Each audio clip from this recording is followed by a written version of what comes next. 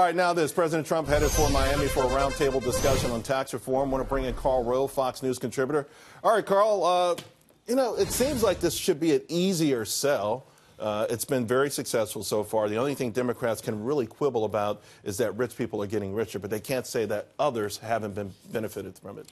Well, let them make that argument that the rich are getting richer because, I don't think the American people basically are, class conscious. I don't think they say, oh, I'm upset that Bill Gates is making more money because Microsoft is doing well. I'm upset that, Steve Jobs made a bunch of money before he passed this earth and his wife has inherited it because, I like my Apple computer. So, but look, this requires discipline.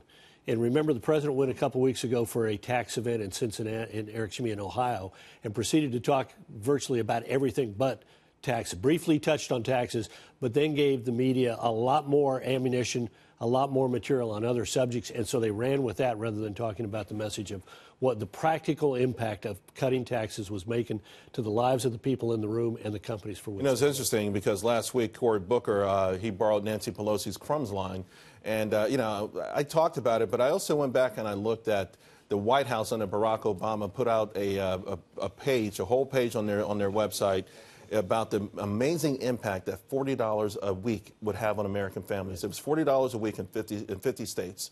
Personal stories, and I'm wondering, why aren't Republicans doing something very similar to that? Well, a good question, because you have the Treasury Department and you have the White House, and then between the two of them, they own a gigantic megaphone on the issue of the economy. And the president owns the world's largest circulating newspaper with, 280 characters now that he gets to write. And all of that will be focused on the issue of, particularly this week when we're all paying our taxes. Right. He's got to remind people, for example, this is the last year that you're going to file. You got the new withholding tables, but you're filing on the old tax bill, and it's going to get a lot better even next year. All right, so Karl, one more for you. Republican National Committee, $250 million ready for this midterm. Of course, big talk of a blue wave. Will the Republicans be able to keep the House? They can, but look, there are four outcomes. The blue wave assumes that it's going to be for the Democrats what it was in 1994 for us or in 2010 for us. I think it's unlikely. It could happen, but I think that's like the third least likely thing to happen.